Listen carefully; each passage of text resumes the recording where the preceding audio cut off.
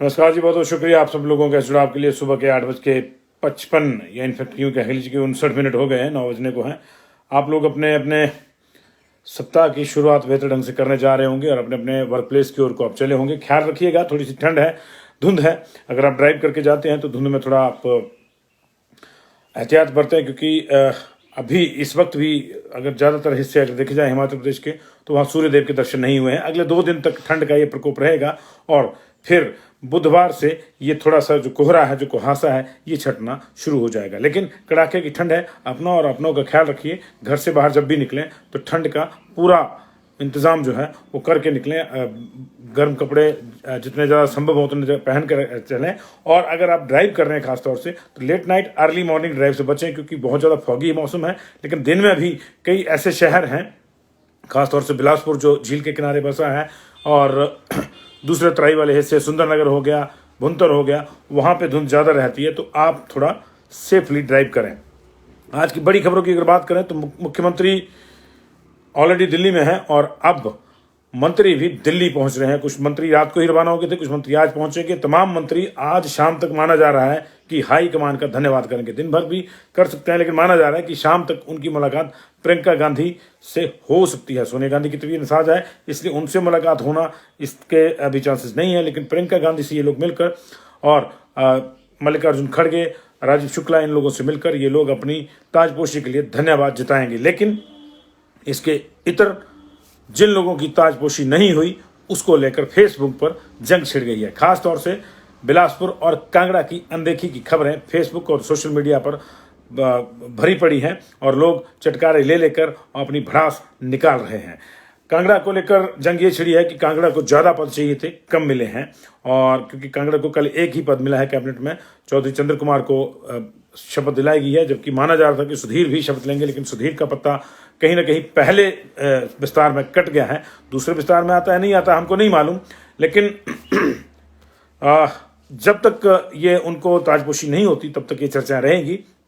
और उनके साथ साथ उनके बहाने जो है कांगड़ा की अनदेखी की बातें आ रही है। हालांकि 3 पद हैं और मुख्यमंत्री ने कहा है कि जो जिले छूट गए हैं, जिनका ड्यू रह गया उनको देखेंगे। तो छूट गए जिलों में घुमारवीं भी है, जहां से मुख्यमंत्री के ही खास राजेश धर्माणी मंत्रिमंडल के तलबगार थे। ये ऐसी भी सूचना थी कि शनिवार को ही उनको ये भी पूछ लिया गया था कि आपको विभाग कौन सा पसंद है। और उसके बाद कुछ विभागों की भी इस तरह की सूचना आ रही कि विभाग भी लगभग फाइनल हो गया कि उनको इंडस्ट्री या हेल्थ में से कोई एक दिया जाएगा।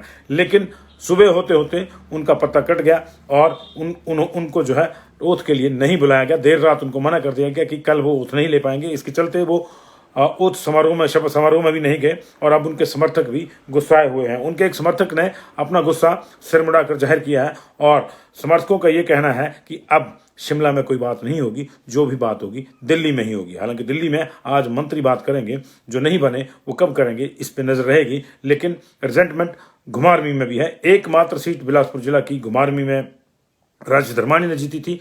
जगप्रकाश नड्डा के घर की सीट उनके घर के मंत्री को हराया था।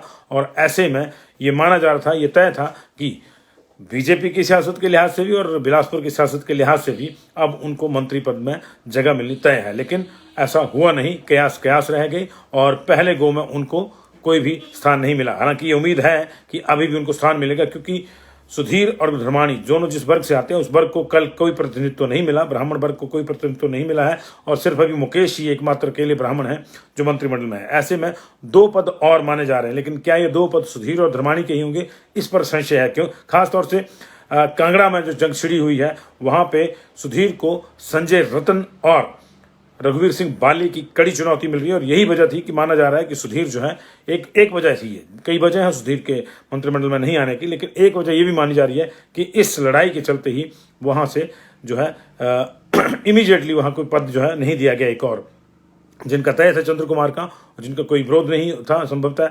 और उनको जो जिनका ड्यू ही था, पता ही था कि उनको बनना ही है, उनको बना दिया गया। लेकिन इसके अलावा 2 संसदीय सचिव बनाकर थोड़ा सा प्रयास किया गया है कि कांगड़ा को बिल्कुल ही ऐसा ना लगे कि उसको कुछ नहीं मिला है। लेकिन अभी मिलेगा, ये तो तय है कि मिलेगा। लेकिन तब तक ये बातें होती रहेंगी कि कांगड़ा को क्या मिला, क्या मिला, क्या मिला। ये बातें हो रही हैं क्योंकि कांगड़ा ने 10 सीटें कांग्रेस को दी हैं। किसी भी जिले में सबसे अधिक सीटें अगर कांग्रेस ने जीती हैं तो कांगड़ा है, वहाँ से 10 जीती हैं। उसके बाद शिमला की 8 में से 7 सीटें जीती हैं, लेकिन शिमला से मंत्री जो हैं वो बैक टू बैक 3 मंत्री कल ही बना दिए गए हैं।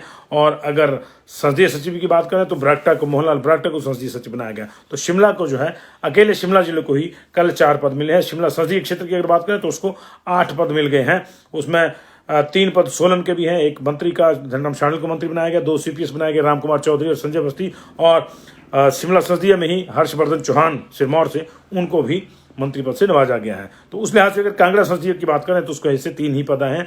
पालमपुर और बैजनाथ के विधायकों को CPS बनाया गया है, और ज्वाली के विधायक और वरिष्ठ नेता चंद्र कुमार को कैबिनेट मंत्री बनाया गया। तो इन 2 नामों को लेकर चर्चा है। तीसरे नाम को लेकर अभी खामोशी है। तीसरा नाम है राजेंद्र राणा का। उनसे कल जब मीडिया की कोई बात हुई, हमारी नहीं हुई, लेकिन मीडिया रिपोर्ट्स के मुताबिक उन्होंने कहा है कि फिलहाल वेट एंड वॉच है। इनफैक्ट वास्तविकता यही है कि दोनों तीनों के लिए ही वेट एंड वॉच है, लेकिन धर्माणी को लेकर उनके समर्थक नाराज हैं। सुधीर के समर्थकों की उतनी प्रतिक्रिया नहीं आ रही है। जो भी प्रतिक्रिया आ रही है वो कांगड़ा के लिहाज से आ रही है कि कांगड़ा को ज्यादा मिलना चाहिए था। सुधीर के बारे में ये भी कहा जा रहा है कि जिस तरह से उन्होंने उपचुनाव लड़ने से मना कर दिया था और लोकसभा चुनाव लड़ने से मना कर दिया था, उसके चलते उनके प्रति हाईकमान का रवैया ठीक नहीं था। ये बात थोड़ी सी वाजिब भी जान पड़ती है, क्योंकि सुधीर का टिकट जो था वो भी लास्ट लैप में जाके फाइनल हुआ था। ऐसे में अब ये देखना होगा कि क्या मंत्रिमंडल में जगह भी लास्ट लैप में मिलती है या फिर उससे भी छूट जाते हैं। लेकिन मसला ये नहीं है कि सुधीर को जगह मिले या ना मिले। मसला ये है कि कांगड़ा को 2 पद, कम से कम 1 पद और अधिकतम 2 पद मिलने चाहिए। अब दोनों पद कैबिनेट के मिलते हैं या एक कैबिनेट प्लस एक कोई और उपाध्यक्ष इस तरह का पद मिलता है, डिप्टी स्पीकर का पद मिलता है, या फिर एक और कोई CPS बनाया जाता है, ये देखना होगा। क्योंकि सुक्खू ने CPS का पिटारा तो खोल ही दिया है। तो ये मसला कांगड़ा का ज्यादा है, सुधीर का कम है। सुधीर को निश्चित तौर से आत्मचिंतन वो कर ही रहे होंगे कि कहाँ क्या रहा, और सदे हुए राजनीतिज्ञ हैं, वरिष्ठ नेता हैं, कांगड़ा के हाई प्रोफाइल नेता हैं, तो निश्चित तौर से उनकी भी अपनी राजनीति है, उसको वो कर ही रहे होंगे और कोशिश वहां से कर ही रहेंगे। डिजर्विंग कैंडिडेट्स की जहां तक बात करें तो क्योंकि वो कैबिनेट में रहे थे, तो चंद्र कुमार के बाद उनका नाम आप वरिष्ठता में सबसे आगे है। लेकिन वास्तव में कई चीजें और भी देखी जाती हैं। जैसे मैंने कहा कि हाईकमान को लगता है कि वो जितना उनको तरजीह दी गई थी उस लिहाज से उन्होंने रिस्पॉन्ड नहीं किया। मतलब जितना उनको मेवा मिला गया था पार्टी की, उन्होंने सेवा नहीं की। सेवा और मेवा जो है आपस में रेसिप्रोकल है। सेवा, जितनी सेवा उतना मेवा कहा जाता है। ये आम सामान्य भाषा का वो है और इसको किसी अन्यत्र उसमें नहीं लेना चाहिए। तो उनको लगता है, पार्टी को लगता होगा कि पार्टी ने उनको बहुत दिया, उनको मंत्री बनाया एक यंग एज में, और अच्छा मंत्रालय भी दिया, और यहाँ तक कि राष्ट्रीय कार्यकारिणी में भी उनको रखा गया, और जम्मू कश्मीर का भी उनको इंचार्ज बनाया गया था। लेकिन इसके बावजूद जब खुद लड़ने की बारी आई तो वो खिसकते रहे और सरकार से मुकाबला करने में वो कहीं ना कहीं पीछे होते रहे। एंड में जाके उनको टिकट जरूर दिया गया विधानसभा का, हालांकि उसमें भी बहुत ज़्यादा चर्चाएं थी, बहुत ज़्यादा दावेदार थे। लेकिन इसका मतलब यही है कि उनको शायद एक डोज दिया गया है। अगर डोज दिया गया है, वैक्सीन काम कर जाएगी, तो अगले गो में जब विस्तार होगा तो उनको आप मंत्रिमंडल में देख सकते हैं। लेकिन राजेंद्र राणा को लेकर जो है अभी बहुत ज़्यादा संशय हो गया है। उसकी वजह यह है कि राजपूत समुदाय से वो आते हैं और राजपूत समुदाय के मैक्सिमम पद जो है भर दिए गए हैं। मेरे हिसाब से 7 हो गए हैं अब तक। सुखविंदर सुक्खू को और कुलदीप पठानिया को भी आप मिला लें तो 7 हो गए हैं। कल ही 5 थे बेसिकली। जो नेगी जी हैं, अपने जगत सिंह नेगी जी, उनको भी उस समुदाय में रखें तो कल ही जो है एक तरह से हर्षवर्धन चौहान, जगत सिंह नेगी, रोहित, अनिरुद्ध और विक्रम, तो कल ही 5 राजपूत समुदाय के लोगों ने शपथ ली है। इसके अलावा कुलदीप पठानिया को पहले स्पीकर बना दिया विधानसभा का। सुक्खू स्वयं जो CM है वो उसी समुदाय से आते हैं। तो ये कहीं ओवर पैक्ड हो गया है। ऐसे में ये भी देखना होगा कि अब जो है चंद्रशेखर का क्या होता है। निश्चित तौर से कुछ ना कुछ होगा, क्योंकि मंडी जिले से एकमात्र वो चेहरा है कांग्रेस का, तो उनका कुछ ना कुछ होगा। लेकिन CPS उनको नहीं बनाया गया है, तो कुछ और उनके लिए निश्चित तौर से सुक्खू ने सोचा होगा। सुक्खू ने क्या सोचा होगा ये सुक्खू ही जानते हैं, किसी को पता नहीं चलता है। खासतौर से जिस तरह से 6 CPS बना दिए गए मंत्रिमंडल के गठन से पहले, ठीक पहले, वो सूचना किसी को भी नहीं थी, बहुत सीक्रेट थी। तो अभी फिलहाल जो फेसबुक की जंग छिड़ी हुई है, आप उसका आनंद लीजिए, इंतजार कभी आनंद लीजिए, देखिए कौन बनता है कौन नहीं। धर्माणी, सुधीर, राजेंद्र राणा, ये 3 बड़े नाम हैं। इसके अलावा इंद्रदत्त लखनपाल और चंद्रशेखर, चैतन्य शर्मा, RS बाली, केवल सिंह पठानिया, ये नाम अभी भी उन लोगों में है जो वांछित है। लेकिन इसमें एक डार्क हॉर्स सोचते हैं गोमा, क्योंकि एससी समुदाय को भी कम से कम एक कैबिनेट पद और मिलना चाहिए कायदे से। मिलेगा या नहीं मिलेगा तो सुक्खू जाने, देते हैं या नहीं देते हैं, लेकिन कायदे से एससी समुदाय को एक पद और मिलना चाहिए। और वो अगर विनय कुमार नहीं है, नंदलाल नहीं है, तो फिर गोमा हो सकते हैं कांगड़ा से, क्योंकि विनय कुमार की दिक्कत ये हो जाएगी कि अब सिरमौर से एक मंत्री बनाया जा चुका है, और जो पुराना फार्मूला है कि जब गंगूराम मुसाफिर मंत्री बन जाते थे तो हर्ष महाजन रह जाते थे, तो अब हर्ष महाजन बन गए हैं तो विनय कुमार को इसका खमियाजा भुगतना पड़ सकता है। हालांकि वो कार्यकारी अध्यक्ष हैं, उसलिए उस नाते उनकी सीनियरिटी है और लगातार वो जीत भी रहे हैं। एक बड़ा चेहरा है एससी वर्ग का। लेकिन दूसरी तरफ बड़े जिला कांगड़ा है, तो ये कांगड़ा की ओर को उस लिहाज से पलड़ा झुक जाता है। अगर झुकेगा तो किशोरी लाल अब सीपीएस बन चुके हैं, महेंद्र राजन बिल्कुल नए नवेले हैं, और ऐसी स्थिति में गोमा जो है वो सीनियर हैं और उनका नंबर लग सकता है। यंग भी हैं, सीनियर भी हैं, उनका नंबर लग सकता है। और राहुल गांधी की टीम में भी किसी जमाने में उनको कहा जाता था कि हैं, तो उस लिहाज से उनका नंबर लग सकता है।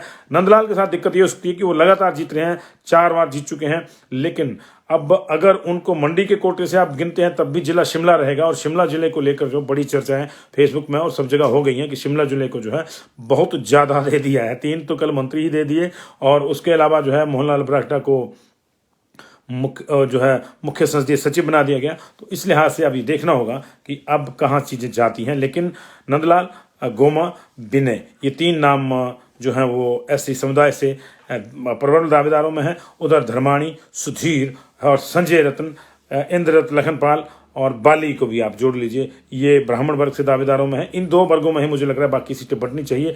अगर कहीं राजपूत वर्ग में कोई बढ़ती है सीट तो फिर राजेंद्र राणा और केवल पठानिया में मुकाबला हो जाएगा। बहुत बहुत शुक्रिया आप लोगों का। कौन बनता है कौन नहीं ये देखते हैं जी। लेकिन ये अब तभी पता चलेगा जब अगला विस्तार होगा। अब इसमें भी कोई तय नहीं है कि अगले विस्तार में तीनों एक साथ ही बन जाएंगे। हो सकता है एक बने, फिर एक और बने, फिर एक और बने, इस तरह से लेगा। मुझे लगता है कि अगला विस्तार जो है बजट सेशन के बाद ही होगा। ऐसे में बजट सेशन के दौरान एक और दावेदार को शांत करने का कोशिश जो है वो डिप्टी स्पीकर के पद पर हो सकती है, तो उससे एक और दावेदार कम हो जाएगा। सियासत ऐसे ही काम करती है, आपको धीरे धीरे अपना प्रेशर जो है रिलीज करना होता है। मैक्सिमम प्रेशर सुक्खू का रिलीज कर चुके हैं, अब 3 पदों को लेकर प्रेशर है, इसको रिलीज करना मुझे नहीं लगता कि इनको कुछ ज़्यादा दिक्कत आएगी।